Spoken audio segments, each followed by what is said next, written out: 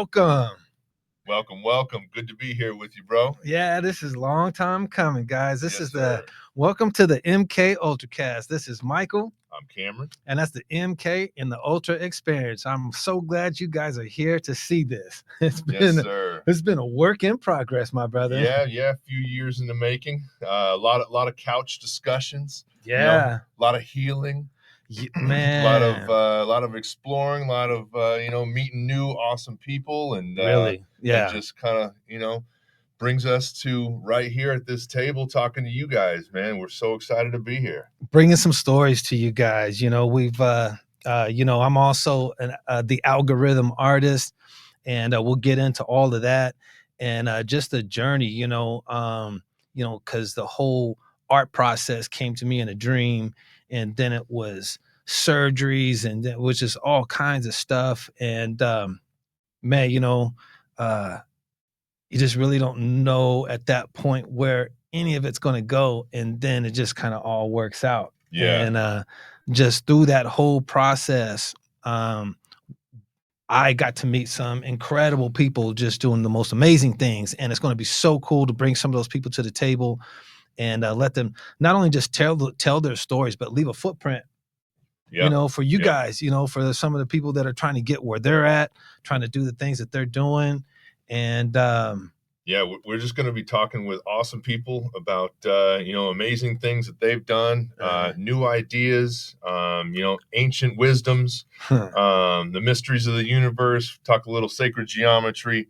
Talk about fighting. Talk about artwork. Talk about sports. Talk about business. All kinds of things. But the main focus here is just to explore and bring something that people can digest and then use. Everything that we talk about, we have experienced and have brought value to our lives, and we want to just relay that to you guys, and so that you can have just little nuggets of something to expand your mind, and help your life, and so that you can plug things in, and not just have it be this ethereal thing that we just talk about, but how do we implement, how does it really affect real life and your lives, and how do we lift each other up? So that's basically what MK Ultra is all about. This is the MK Ultra experience, and I think we're going to kick it off by little origin story. Let's tell them where we came from. Yeah, you're gonna go first here, my man. And, all right. So, man, where did you grow up?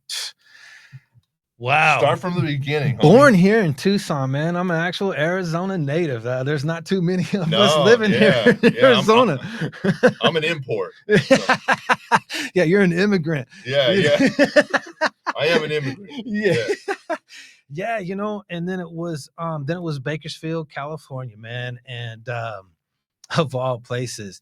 And Bake Town. I've been there. Yeah, not a whole lot going on unless you're drilling for oil. Yeah, that's pretty much. And that and it's I think it's kind of crazy because that's one of the biggest oil towns on the West Coast, and I don't think people really realize.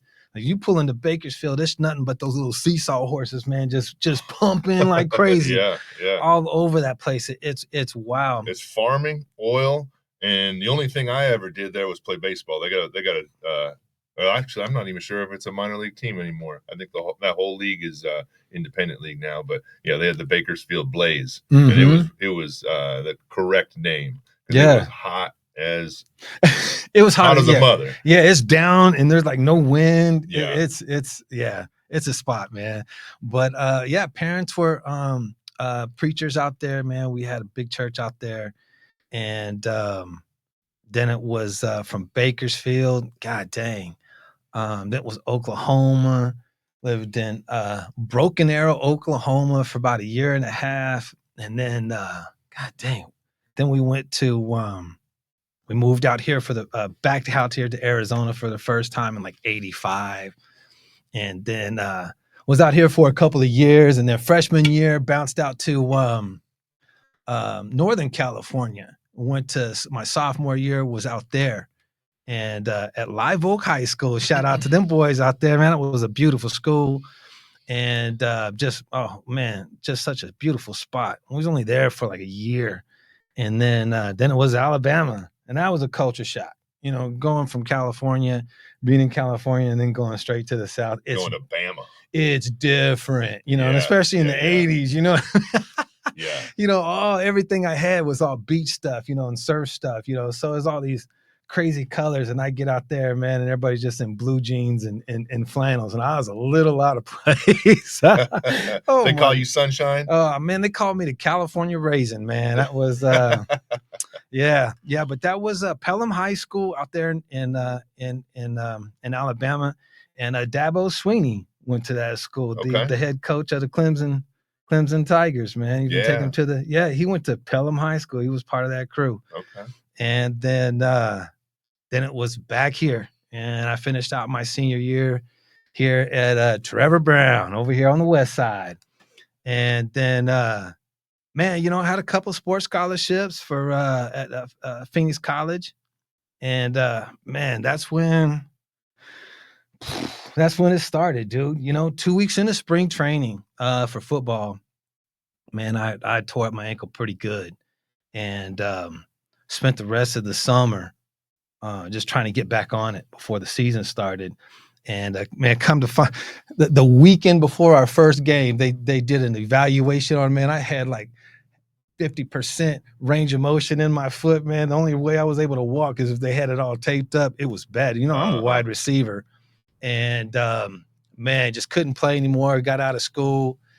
8 months later, man, I'm in the Air Force, bro.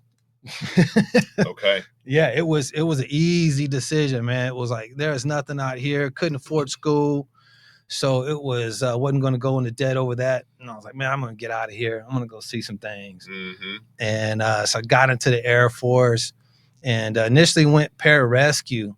Foot just couldn't keep up with the training. They call that PJs, right? PJs, yeah. Because back then, it was like 2 weeks into basic training, they gave you the option to go to special forces. Mm-hmm. And they had you line up the next morning, like 5 a.m. The bus came get you, and it was see if you can do it kind of thing, right? Yeah, it was a physical part of it, just to see if you can do it. And it was a run, it was a swim, and it was all these calisthenics to see how much you could do, in a short amount of time. It was a lot. Mm-hmm. And if you passed it all and you made it to the trailer, you could sign your life away, man. You didn't go back to basic training. You went on with the PJs. Mm-hmm. Foot was just a mess, man. So couldn't keep up with that. So I went into explosives. Nice. Yeah. You're like, screw it, I'll blow stuff up. Yeah. So that was that was a lot of fun, being an ammo troop. And then I got to specialize in missiles. So the air-to-air stuff, That's pretty awesome, man. And that was good stuff, man. That was a lot of good training, and I guess, that's where some of the math stuff really started hitting me, because bouncing around all these different schools, every time I went to a new school in a different state, it was a whole new set of graduation requirements. Dude, it was just a freaking mess. I don't think I ever had a class past like sophomore level my whole high school career. Mm-hmm. Because I kept having to start over every year. And so I never took any math classes or any, it was just your basic stuff. I didn't even get to like algebra, dude. I had or pre-algebra, I had math A. Math A. Yeah, I took that too. I think I took math A minus. So. Yeah. I think mine was A minus. Yeah, that was oh my God, man. It was the most basic stuff, And so then I get into the Air Force, man. They're talking about trajectories and all of this, rocket motor stuff. I imagine you got to know a little bit of plus, minus, multiply, divide if you're building rockets. Yeah, they made it really easy. They really did, They made it incredibly easy because you got your books, and then you go to the next room, you look at it, you touch it, feel it, smell it, and then you go back in the next room and you test on it. You know what I mean? So they really make sure they set you up for, success on the training. So it was that was awesome. So I did that and got shipped off to Bitburg, Germany, and did that for a couple of years out there. And you were building rockets and missiles and bombs in Germany. Yeah, went in 92, and it was right after Desert Shield, Desert Storm. And I think I got in Germany about I think it was like 6 to 8 months after the fall of the wall of the Berlin Oh, wow. Wall. Okay. So all that was still going on, Yeah. you know, and people were scamming That's the a hell. big time in history, man. Oh, it really was, you know, and it was kind of wild to be there during that time. It was so new, just and just to see the people still reacting to that, you know. Yeah. And but you had to be careful though, man. Those guys was out there breaking up cinder blocks and just basic pieces of concrete and putting some old spray paint on it and saying it was part of the wall and selling and selling it. Everybody's yeah. Whenever something happens, there's going to be a whole bunch of people want to hustle. Oh man, and all those Air Force guys are just eating it up. Oh, I'll give you. Yeah. Yeah. Oh my God, man. But that was some good duty, man. Got to see some beautiful countryside out there, man. Then came back home and just start putting life back together, you know. Mm-hmm. And got into. And then you got hurt, right? Or well, so you had your ankle, yeah. and then you got out, came home, and then you started running into some other ailments. Yeah. It just it was always sore, you know. And then around 2010, that's when I had the dream. I had this dream about how to use this mathematical process to create these drawings. We'll get into that here in a little bit. But it was you know, coming back home. I was only back home for a little bit, for just a few years, you know. Came back, lived with mom for a little bit. Then we went back down to Tucson for a little bit and then ended up back in the Bakersfield. And then I got married and then we had kids. And then I got back into the Guard in 97. And then I was in the Guard from 97 to 03. And it was 03, man. I tore up my ankle again on the main gate. You know, they had taken me out of explosives on September 11th. I was out here working on the job, and my supervisor comes up to me with the phone. He's like, "It's the government." You know, I had to give, this is every Curtis, you know, blah blah blah. And they were like, "You need to report, like, you know, immediately." You know, and some of those guys, bro, it was crazy. Some of those guys got 24-hour notice, man. You know, we were told right then and there, "Hey, look, you're gone for a year." And those guys got 24 hours to go home, kiss their wives and kids goodbye, pack up their shit, man, and report the next day. And some of those guys didn't come back for like a year and a half. It was crazy. Wow. And so there was all of that going on. And, you know, that was, you know, of course, 9/11. Then, you know, they took me out of explosives and put me into security forces. So I'm back to San Antonio and did another whole round of learned a whole new career in the Air Force, and went back and they put me on the main gate, look for bombs in cars. I'm like, man, you know, I work with military assets and not homemade bombs, man. I see a suitcase in somebody's car, you know, that's wired up. It's gonna be a bad day for everybody in the car. Because I'm not asking any questions. It was hell no. No. Yeah, man. And so it was just out there on the gate in 03. It was during the storm. And I went to open up the gate, let a car out, and the wind caught that gate like it was a parachute and drugged me with it, man, and just tore everything on the bottom of my foot. So it was foot hamburger. Oh my God, man. From the toes to the heel, dude. I could feel it all let go. Oof. And it was the same ankle from back then. They ripped tendons? Oh, dude. It was just black and blue. Yeah. And but you know, adrenaline, and you're in the job, you're in the moment, you don't really think about it. And it was like 3 days later, I'm like, I'm hurting. You know?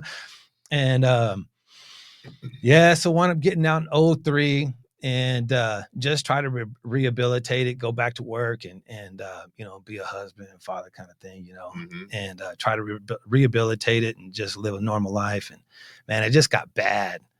And over the years, and it was like 8 years later, it was 2011, and I had it was just supposed to be just a routine surgery, and it was one bad surgery after another. And you know, just now I'm just disabled from the knee down. No use of my left leg from the knee down.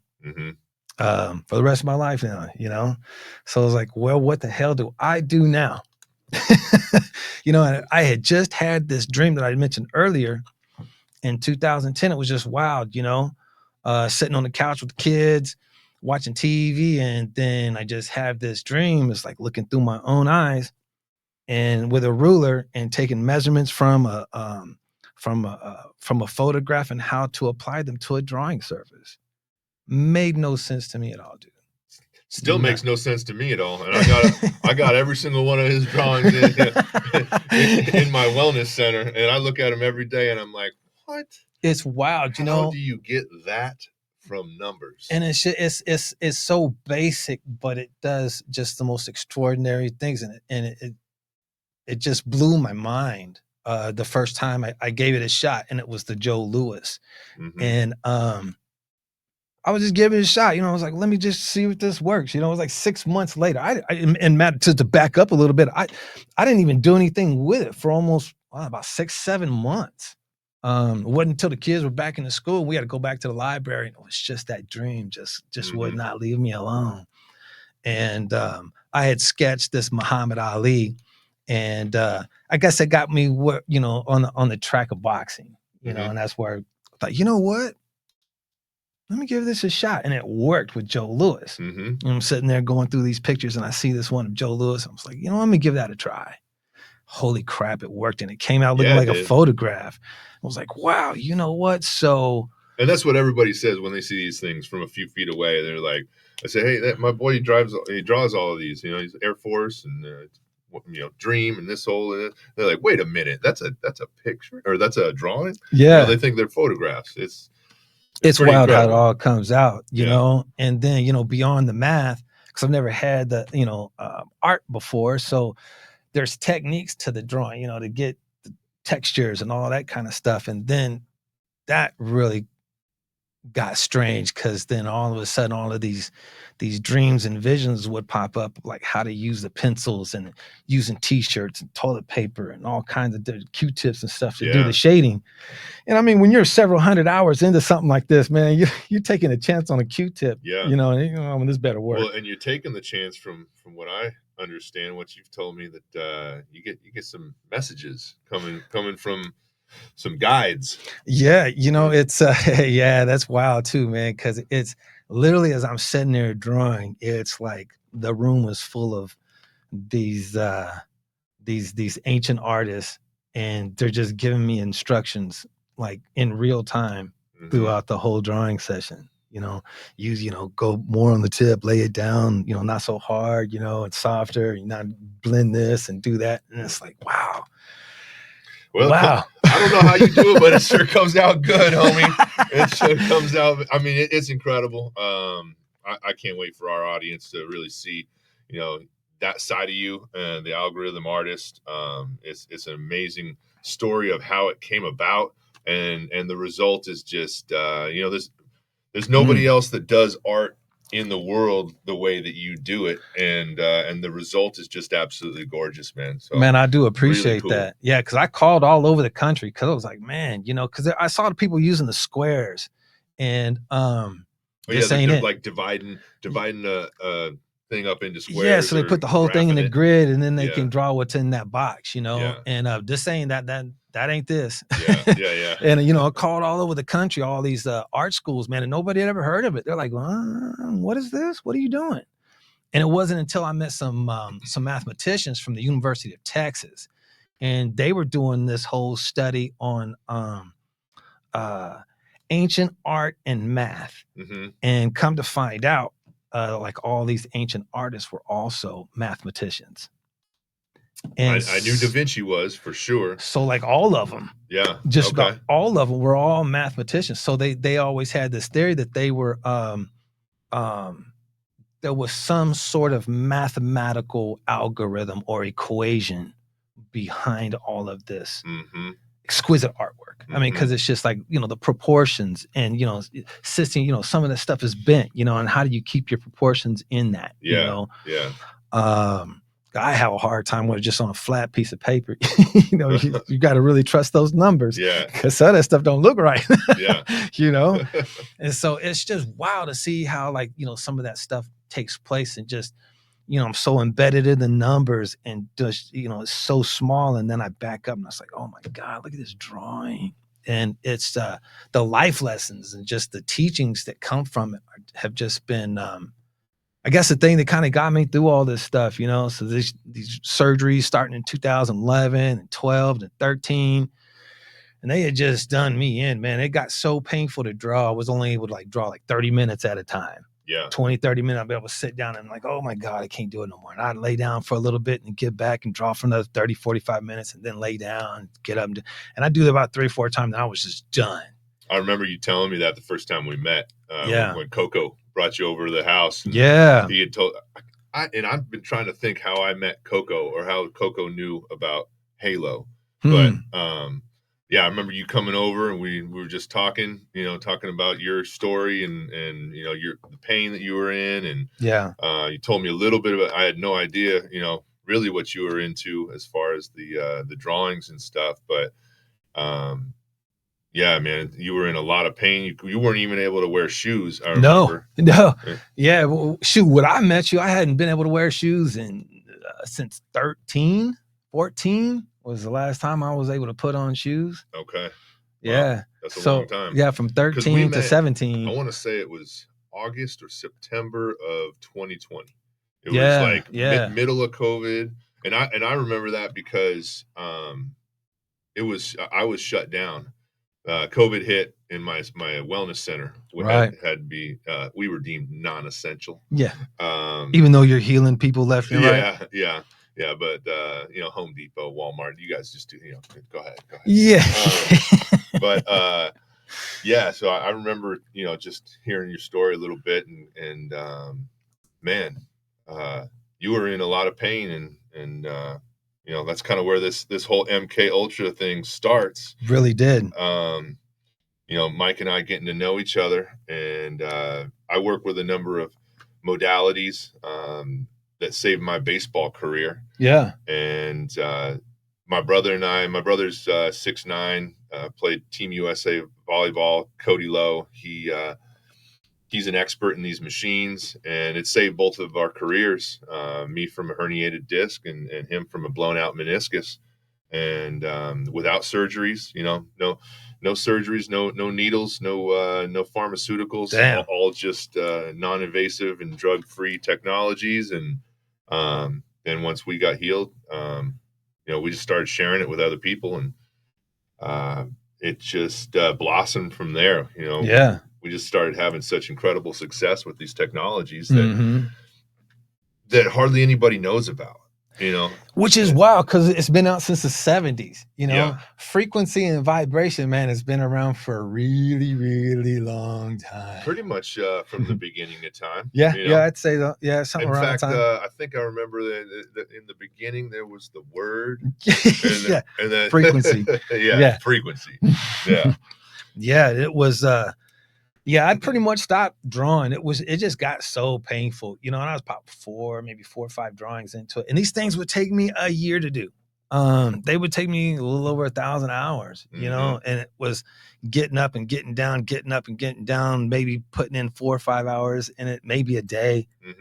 I couldn't even draw every day, and it was just something I did while I was going through all the disability stuff and just trying to keep my mind from going nuts. It was just, reality just wasn't a place to be. You were just pouring yourself into these drawings. Had no idea what was going to do, what was going to happen with them. Didn't have no website, wasn't making any money off of them. It was literally just, it was like, finding, that subject, like going down that wild rabbit hole. And I just had to see where all of this went. And it was just, every drawing was different. Every drawing taught me something different. Nothing was the same from the previous one. Still isn't.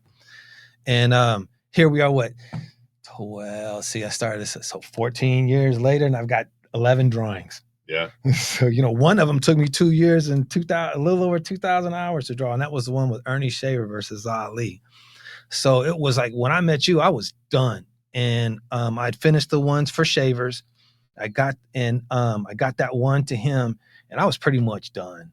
It was, again, I wasn't making any money. There was no websites. I was so messed up. I wasn't even trying. I couldn't even leave the house. Couldn't put on socks. Couldn't put on shoes. Couldn't really drive. So there was no. What do you do with it? You know what I mean? Yeah. And so it was only until I met you, and then shortly after meeting you, and we started doing all these Haloe treatments. My back was better, my foot started feeling better, and I was able to sit in the chair longer, and start knocking these things out. And then Mike Beltran and Mark Goddard come over to the house with my buddy Matt, and start telling them about it. And I was feeling so good. I'm like, y'all want something to draw? Y'all want to draw something? I was like, hell yeah. So right there at the table, man, they jumped on their phones and went through their photos and gave me what they wanted me to draw for those guys. And man, Nice. it started it all back up again, man. Rekindled the whole freaking dream. And there was a couple cool dudes, man. A couple of cool guys to draw. Oh my God! I just sitting at the table, listening to those guys' stories. Yeah, Mark Goddard. In case you guys don't know who Mark Goddard and Mike Beltran are, they are like the top 2 UFC ring judges, and they are the guys. Yeah, they're the main event guys, and in fact, Mark is the guy you got to go through if you even want to start to try to go down that road of being a ring judge. So, couple of dudes that are for real, just quality class acts and the best of the best at their craft. Oh yeah, and Mike being a Marine and me being Air Force, we had jokes, It was a good time, man. That was some really good military stuff. Boys. You don't like to rag, man. I love that about you. We do, man. There's no love lost there, and there's no holds barred too, man. There's nothing safe, brother. I love it. It's even just a little bit like in the clubhouse. We kind of got that same back and forth. You want to, you see each other every single day. It's like your family, man. So these are your brothers, and you gotta hit your brothers in the ribs every once in a while. Most definitely. Yeah. Keep them grounded. You know what I mean? Keep them grounded. Yeah. Hey, you getting too high. Let me pull you back down. Big time. But man, that was just such good stuff, and then telling them about, you and what you had done. And then, it was just life-changing. And then, over the last 3 years, the artwork has raised almost $30,000 for military and local charities. That's amazing. I was honored to be at the last one that went for $15K. That was wild. That was beautiful thing. $15,000. Yeah, that's a car, and for an amazing cause too. Yeah. In fact. He's got the shirt on. Time to put a little plug in there. Yeah, Mama Lee, we love you. Mark Lee, thank you for your service, brother. Yeah. And America Mighty Warriors. Check them out. America's Mighty Warriors. They do incredible work. It's all about helping veterans, combat veterans, and veterans in general that need help. Yeah.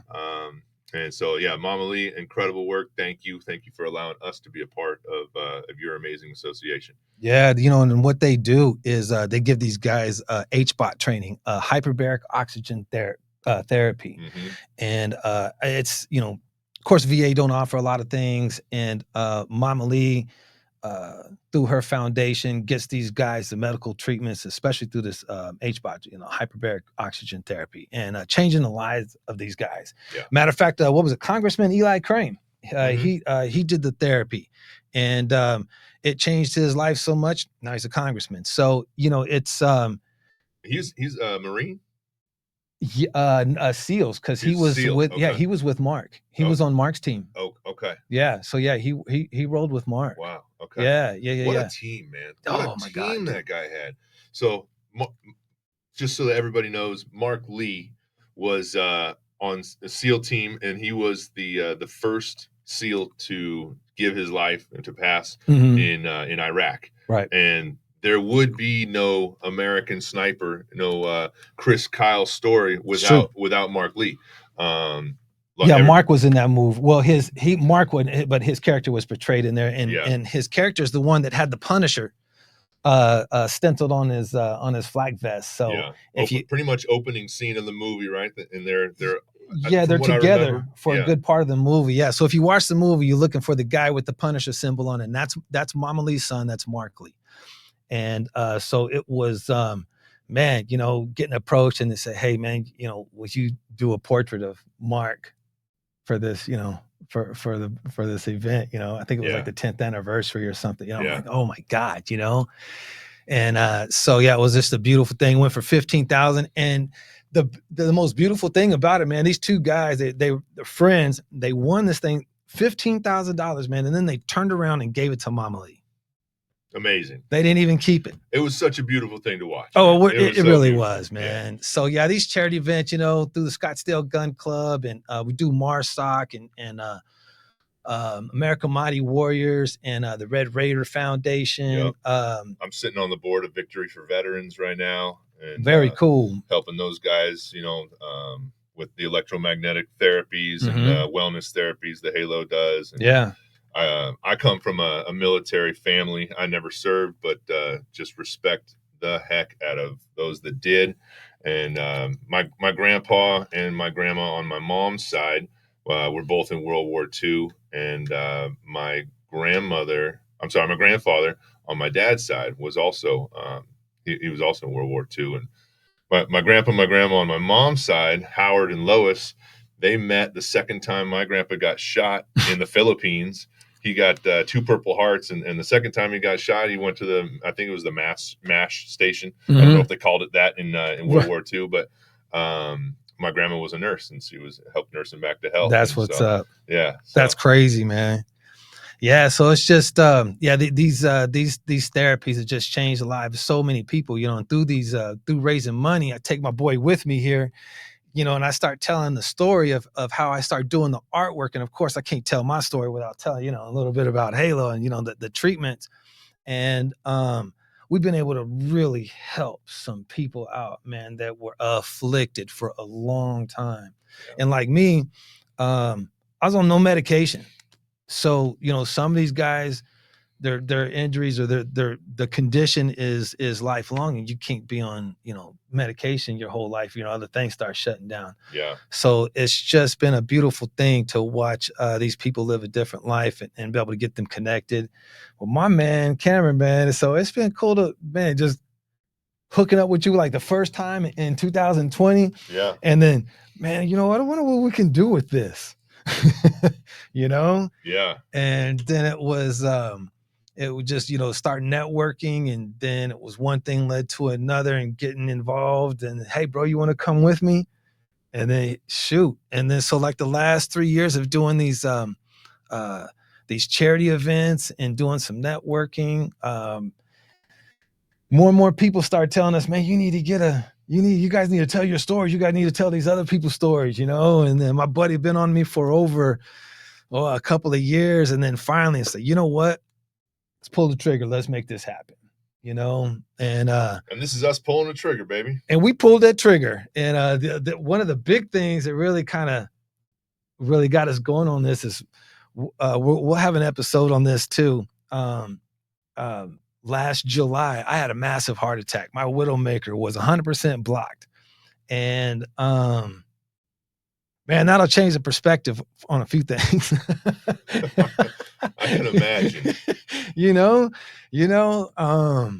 Yeah, so it was, you know, it's time to get this out. And it wasn't just for me, it wasn't just for you, it wasn't just for us, but I can't wait to bring the people on that we've been talking to. Oh man, it's gonna be so much fun. Over the last 6 to 8 months that we've been telling about this project. And we've got such a list of people from, you know, we was talking about from UFC, doctors, physicists, you know, just yes. God dang, SEAL Team 6.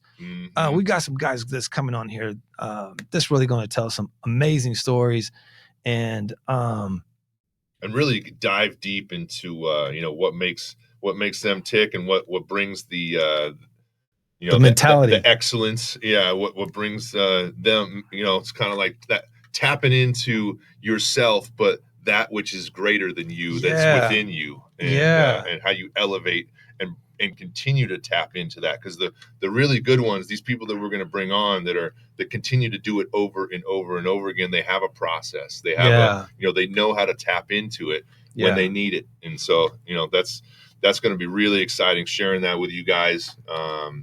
This really, really high level of no matter what genre you are in, you're going to be able to plug this into you. Yeah. And so, Yeah. It's not just going to be telling stories. We're going to help elevate, evolve, and expand the perspective, and just there's some really cool stuff out there, guys. We're going to bring it to you. Yep. And it's and not just what everybody else has heard about these guys, but on a different level. We're going to talk about the things that nobody else has talked about. You guys are going to find out some stuff about these guys that you've never heard, probably won't either, from anywhere else. And so, man, that's the cool thing about this show is all the people that I've got to run in through with the boxing, UFC, and football, and oh my God, and then through the charities, and then my man Kameron right here, coming from professional baseball, and then all the people that you've got to treat through Haloe, man. You got to tell them a little bit about how you started all of this. Whether you're 6'9", because you should have been playing basketball or volleyball with your brother, and you wound up being a pitcher in the major league at 6'9". 6'8", 6'10" with cleats on. With your heels on? With my heels on. Yeah, I got my flats on today, so I'm 6'8". Got them pumps. Yeah, man. So I'm just your average kid from the San Fernando Valley, just outside of Los Angeles. Grew up, humble beginnings. Yeah. Had a family full of love. Not a whole lot of money, but had lots of love. Right. And I was always active in sports. My parents were, my mom and my grandpa were always super supportive of me wanting to play baseball and basketball and soccer and just all kinds of sports. Did it all. Some karate, some kickboxing, some just wanted to. I love moving my body and dig it, brother. I get it. And baseball kind of chose me. I wasn't really all that coordinated or all that great of an athlete at a young age. I was kind of tall and wiry and skinny. Kinda. Well, I was 6'9" is tall, sucker. Yeah. Well, I'm 6'8", 255 right now, and back then when I was graduating high school, I was 6'8", $185. Dang. Yeah, so shed a little stick figure. Yeah. You could see every rib, but yeah, I couldn't dribble with my left hand. I definitely was not good enough. I'm 6'8". You never seen a 6'8" soccer player, so that wasn't going to work out. And so I was always kind of able to just lift my leg and throw this little ball across the plate. And then somebody taught me how to throw a two-seam fastball, and it just moved. It just moved on its own. I just threw it and it did its thing, and that ended up being my bread and butter throughout my career in baseball. And then I learned a slider, at age 13, and started striking guys out with that. And so I played high school ball. Granada Hills High School, home of John Elway. Okay. Home of Ryan Braun, home of Gary Matthews Jr., couple other guys in there as well since then. And then went to Cal State Northridge, went there for 3 years, played for CSUN, Big West Conference. So playing, big schools. We were a smaller school, but smaller in funding, I should say, all right. But we're playing up against the UCLAs, the USCs, Long Beach States. Heavy recruitment. Yeah. Big schools, a lot of money. And so we were kind of the poor kids with the chip on the shoulder. I got you. And we, whenever we would go into UCLA, man, we came to hurt you. We didn't want to beat you. Right. We wanted to beat the money out of you. You know what I mean? So we did. We had a great record while I was there. No kidding. Our coach was just a great motivator, Michael Batesel. Mike, you are just what an inspiration in my life, homie. Brother, I can't thank you enough for the guidance. He made me into a man. Man. Yeah, man. I was kind of I worked hard, but I was kind of I was a dick off, man. Right. I kind of most kids. Yeah. And I was, I had that sports mindset of, I'm just going to go do me and work as hard as I can. And Didn't think about a whole lot else, and he really kind of got me, dialed in with responsibilities and anyways, long story short, he made me into a man.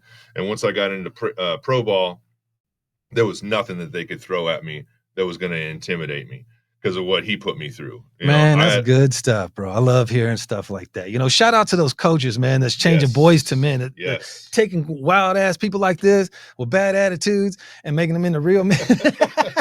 Yes. And channeling that energy. I mean, y'all are some special people, getting those that alpha mentality in a teenage body. That's a wild thing to take reins on, and with very little life experience too, and I didn't have a dad that was there for me. He kind of took off when I was about 11.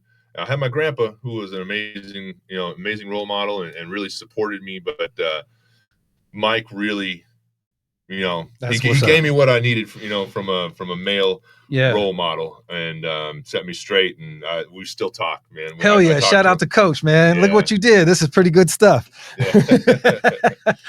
So once I got into pro ball, I was looking around me, and I remember saying this to my mom when I got drafted.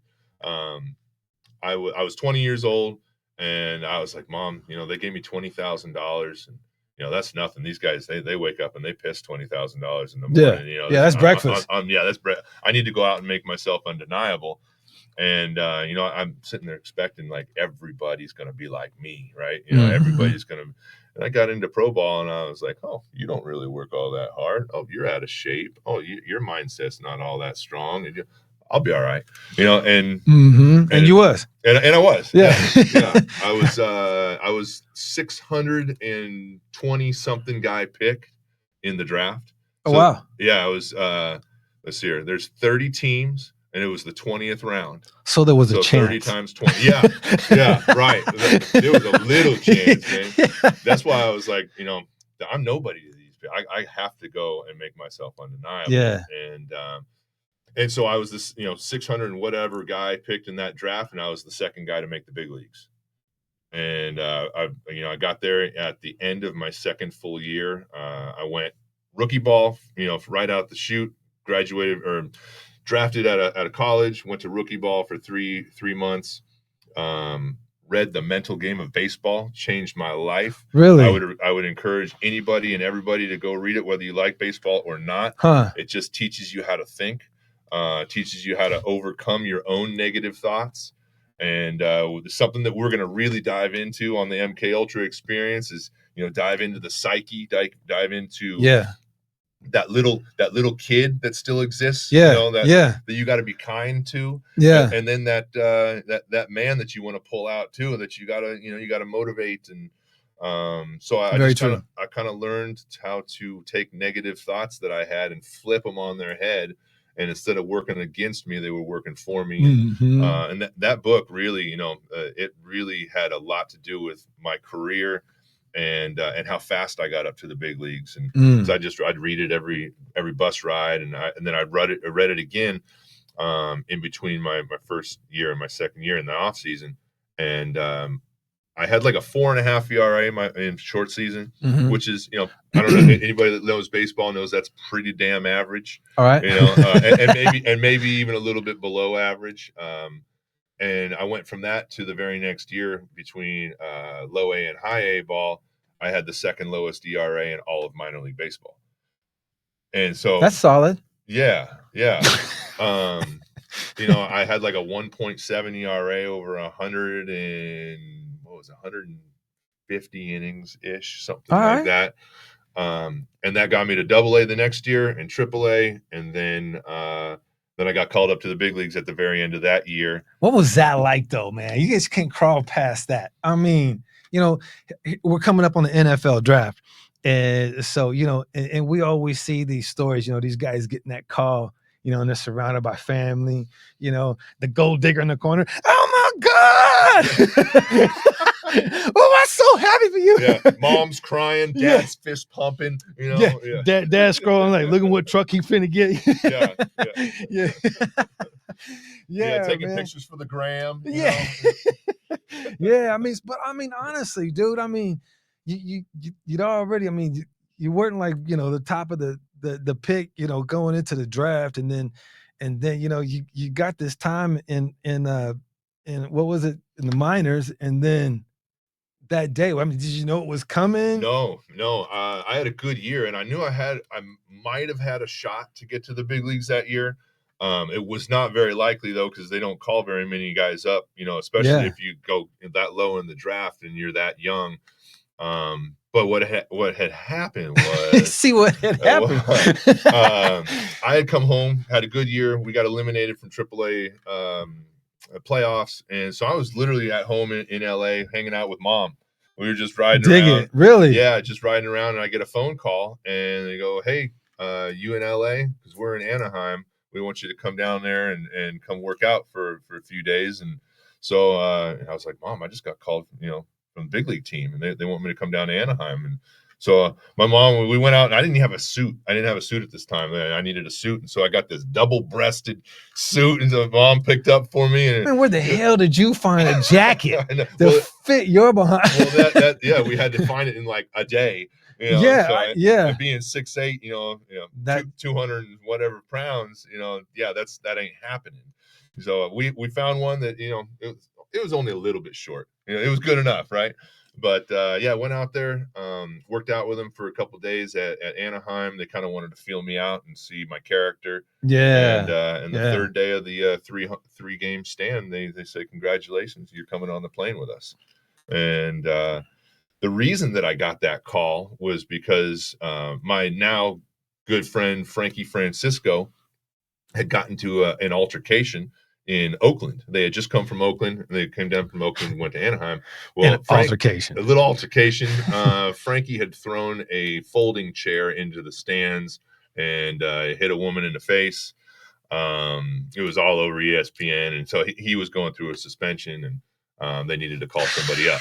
So, and Frankie and I are good buddies now. He's from the Dominican Republic, and we saw each other out there last time I was there. But we were teammates with the Rangers and became good friends. And I'm just like, man, thank you so much for getting me to the big leagues, Frankie. I really appreciate you throwing that chair, homie.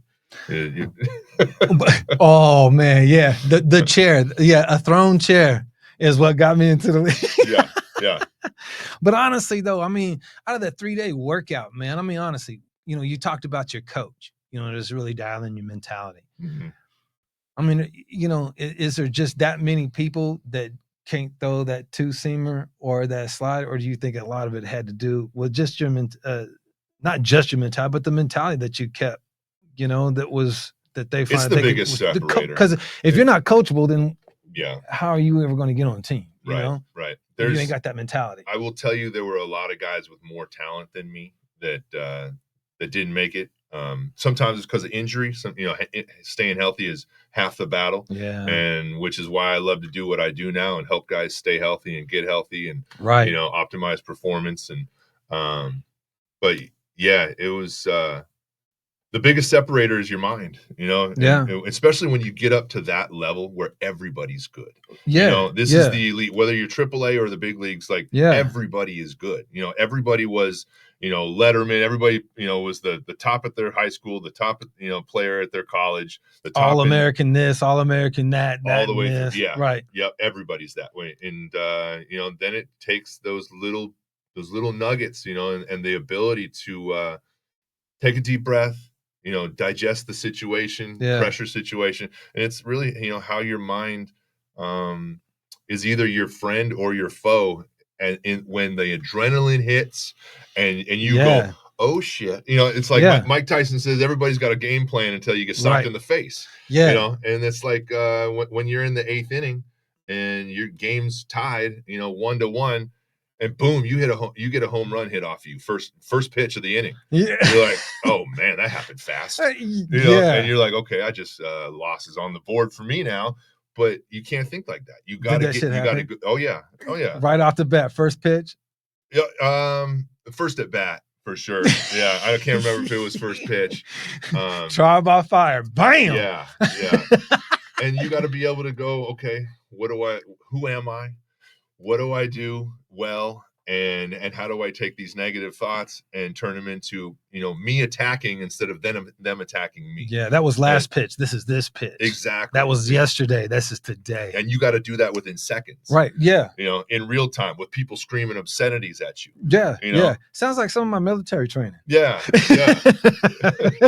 So I think that whole aspect is why athletes respect military so much, and military respects athletes, and because it's very similar. Obviously our lives are not on the line, right?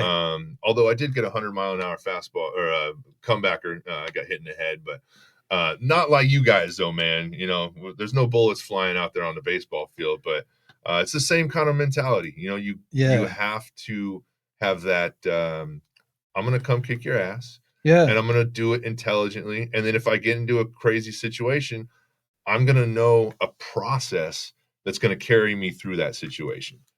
Yeah. And and it's also, we'll talk about this, because we don't realize just how many hangups we have mentally that keep us from, we're like, why can't I do this? Why can't I seem like I get to this point and I can't? Something just always pushing me back. I can't get to that next point. And it's literally mentality. And it's literally like so many distractions in our life that have become so normal. We don't even see them as distractions, and we don't even notice them hanging us up. Right. And I guess, that's the premise of our whole show is, we've experienced that. We went through all of that. And now we've come to realize that. And it's, if we can bring some of the, not just our stories, but we got some people that's going to come in here that's going to help us, not, us and you guys figure this all out, just getting our minds dialed in, because I'm excited to grow through this whole process, really is. Man. Because it's going to get us out of the mind control, as we know MK Ultra was. That's what they did back in the day. In the 50s and 60s. That's one of the government program was all about mind control. Yep. And this show, we're going to be identifying those things that control our minds. We're going to set some people free, man. And hopefully, give you guys a different perspective, perception. Elevate, evolve, expand. Man, you nailed it, brother. It's like trifecta, man. Yep. And so, this is our episode 1. This is crazy, man. Yeah. And so we just wanted to be able to share a little bit of our stories, where we're coming from, not just two guys that, somebody gave us a mic and a camera and here we are. But we just really want to be able to not only share our story, but create a platform so that we can help people dial in on some things. Yeah. There's a lot of crazy information out there. Man, what an age of information and misinformation and disinformation, and we're just going to bring what we know to be true. Yeah, boots on the ground kind of stuff, experience. Yeah, know, this is, we was there, smelt it, tasted, felt it, all that stuff. It won't be, opinionated stuff. And we'll give you guys it should be you guys will be able to reach out to us and tell us, what would you like to see about the show, or if you guys want to be able to follow up with some of our guests, on some things. We're going to really try to bridge some of these gaps, and it's not all going to be just crazy stuff. We're going to bring some artists in here that are doing just some amazing things, and a lot of the people we're going to bring on the show are people that kind of like what happened to me. I went to sleep one day and woke up and able to draw. And there's people that just had these crazy dreams that just couldn't get them out of their head. Tried getting jobs and couldn't hold down a job. Did everything else, just couldn't hold it down. And then finally just stepped into the darkness. Mm-hmm. The whole world lit up. Yeah. And I think that's so many people's story or at least thoughts in their head where it's like, man, how did I get here? Yeah. You know what you went through, but you're sometimes like, I'm sitting like, man, how did I get here? This is because I didn't plan on being right here. This is furthest thing from my mind. It's a God thing, man. I put my head down and I worked hard and tried to treat people with respect and listen to my mama. And then all of a sudden, I've had a big league career. I'm now the president of a 100-year-old 501c organization that's been helping ball players, since 1924. Dude, that's so freaking crazy. Babe Ruth, Ty Cobb, Lou Gehrig were founding fathers. The first commissioner of baseball, Judge Landis, and somehow my big goofy ass is in the president's seat right now. And Man. And then starting up Haloe Wellnes and being able to just help people heal for real. No drugs, no surgery. In fact, helping people get off of drugs and avoid surgeries. Right. And elevate their quality of life and elevate their game. And so, it's like, man, how did I come from this little skinny, timid kid from the San Fernando Valley, humble beginnings, to sitting here with a freaking guy that takes numbers from a dream and turns them into these incredible drawings, and be able to just talk about life and dive into the mysteries of life and our the victories, the defeats, and just the beauty of God's green earth and his creation. And it is a beautiful world, and we're going to show that to y'all, man. I can't wait for this, dude. Yeah, man. Heck yeah. And speaking on that, the Pro Ball Players Association, that's a mad hookup, man, getting me in there and letting me get to do the 99th anniversary official drawing for that, dude. And what a drawing it is. We got so number 99 is Aaron Judge for the Yankees. It was our 99th year. He just happened to break the Roger Maris's record that held for 61 years, that was broken in 61 by Roger. It was Babe Ruth's record of 60. He hit 61 in 61, and then it was another 61 years. And AJ hit number 62. And so I was, man, what an awesome and perfect scenario. And so Mike, we got together and we talked about it, and he's like, man, I'd love to do this drawing. And we're like, man, we'd love for you to do it for us. And so it's awesome. We'll show it on the show here pretty soon when we get into Mike's work a little bit. And, so there should be a link for you guys to jump on here and be able to tap into that. Not only HaloeWellnes.com, but thealgorithmartist.com on Facebook and Instagram and X and all the social medias, and be able to check us out and see some of the people that's been on there. I mean, this guy's treated people like all these some of the top 10 fighters from the UFC, Special Forces, Team 6. I mean, Hall of Famers from all the way across the board. Yeah. And so we can't wait to be able to tell some of these guys' stories, because the phenomenon behind these treatments is once you get treated and it's gone, it stays gone. It's not one of these hacks where you got to go in every month. It's really you healing. It's just really stimulating at the cellular level to get you to let out the garbage, bring in the nutrients, charge up mitochondria, which is the powerhouse for the cell, so it can work harder to rebuild. And you're rebuilding healthier cells, so it's a healthier you. It's not just masks. It's not just sticking a needle in with some pharma. This is really it's safe. It's effective. I don't even like that anymore. Safe and effective. Well, I mean, was it 4 years ago now? Almost 5 years ago when you did the treatments on my spine? It was total and permanent. They went into my L4, L5 trying to burn the nerves down in my left leg so they can do another surgery on my foot. And they messed that up for me real bad, man. And it was 7 years, face down, ass up. I couldn't sit up. Like I couldn't even draw for more. I couldn't even sit on a couch and watch a TV show. I had to lay down to do it, and even to do the drawings was just so painful. And when we did those treatments 4 or 5 years ago, and I've never had to do another one since. It's never been a problem. Never been a problem. It's wild, bro. It's a beautiful thing. Really, it is. Really, it is. And so this is just some of the things we're going to read, man. This is kind of wild. I don't want to, seem like we're rambling. We want to kind of tell a little bit of our background, kind of create a foundation here. There's so much that there's so many names we'd like to drop. There's so much we'd like to talk about, but man, we got to leave a little something, we got a little something, for the imagination. Yeah. Can't show y'all the booty on the first day. This is first base. Yeah. First base. Y'all settle down. Yeah. But we can't wait. This is going to be so cool. We'll get into my stuff, the algorithm artist stuff.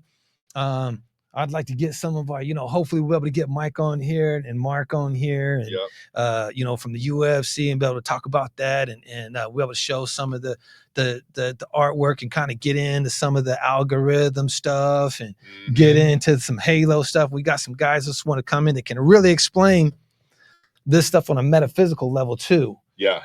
And we're get going to spiritual really with it. It's physical, it's spiritual, it's mental. It's diet and nutrition and supplements. And guys, we're going to really help all you guys dial a lot of this stuff in. People that are just starting, people have been doing it for a long time. Yep. And as we know, the world is changing. It is the great reset as we know it right now. Yeah, it's a great awakening. It's a reset. It's it's a recalibration. Yeah. It's an elevation of consciousness right now. Yep. Around the world. And either you're going to elevate your consciousness and take the ride with, or you're going to be left behind. True. And we don't want people to get left behind. Nope. And I don't want to be left behind. I know I got learning to do. No. So we want to learn from all y'all and and hear you guys, your input, and so we can bring the best show for you. I think our next show is going to be you, me, and Cody. Okay. My brother Cody Loe, Team USA and Olympic volleyball. He's 6'9", 6'9" white boy that used to jump out of the gym, and he's also a master trainer and educator on the nano current technologies that we use. It's gonna be such a good conversation. Yeah, he's worked alongside doctors and scientists, and as well as performed at the highest level of competition in volleyball, and so he's going to drop some knowledge on us and get deep into it. And so we really look forward to our next episode with you guys. We are at the 1 hour mark right now. What you think? Let's shut it down. Okay. Yeah. That's all y'all get for today. We got things to do. We got another show to put together. We got we got Cody coming on. We've got Shannon Rich. Bare Knuckle, UFC, most fights in combat history. Got a few movies on Netflix. We got Mr. Eddie Tantoko going to come on. He was a keynote speaker at the 75th anniversary of Pearl Harbor. He's ex-Special Forces, fought in Cambodia, and now all he is about is bringing health, wellness, and solutions to the world that are going to uplift the world. And so he's going to be amazing to have on, and it's just going to go on and on. Yeah, it's going to be good stuff, man. You guys definitely going to leave y'all something to chew on. It's definitely going to be good stuff. Won't waste your time. All right, my brother. Hey, man. Hell yeah. Number one out of here, brother. Y'all take care. Be easy.